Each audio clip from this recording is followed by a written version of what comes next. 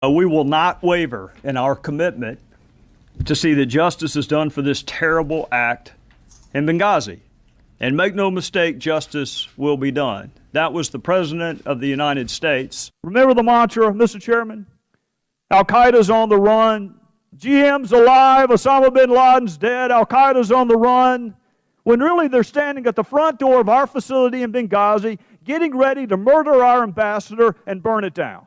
There is nothing phony about 4 murdered Americans in Benghazi, and if he thinks there is, I'd encourage him to look at the autopsy photos. People have begun to lose trust in the institutions of government, and if they want to use the word phony for that, they need to get out of Washington more and go to real America. Washington is its own ecosystem.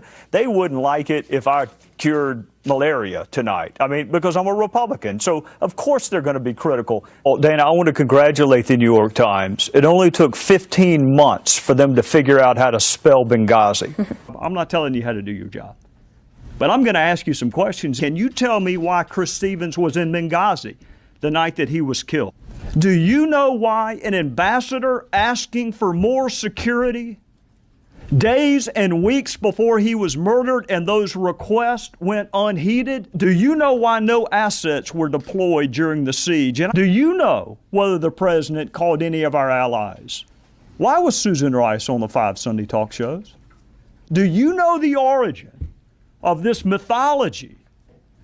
That it was spawned as a spontaneous reaction to a video. Reasonable minds can differ on what the most important unresolved issue is. For me personally, why our administration missed episode of violence after episode of violence in Libya leading up to September 11th, 2012. They stood their post. The least we can do is stand this meager post that we've been assigned and demand that this administration speak the truth to the people it's supposed to serve. This was never about a video. It was never spontaneous. This is terror. And I want to know why we were lied to. So if anyone wants to know what difference does it make, if anyone wants to ask what difference does it make, it always matters whether or not you can trust your government. And to the families, we're going to find out what happened in Benghazi, and I don't give a damn whose career is impacted. We're going to find out what happened.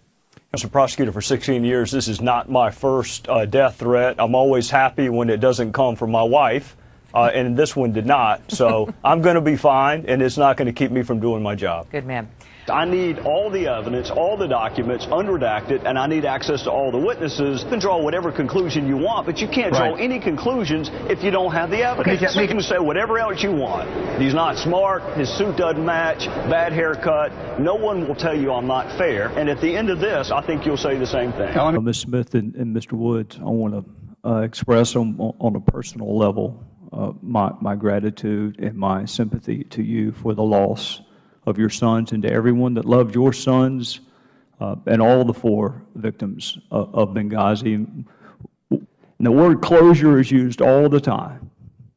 In my experiences, it's only used by people who have never suffered the loss of a child, because there is no closure. I can't offer you closure. What I hope we can offer you is the truth, facts, justice, and let you do with that what you need to do as you walk down that road we call grief. I am asked about Benghazi and, in effect, about your sons more than any other issue. So the jury has not forgotten.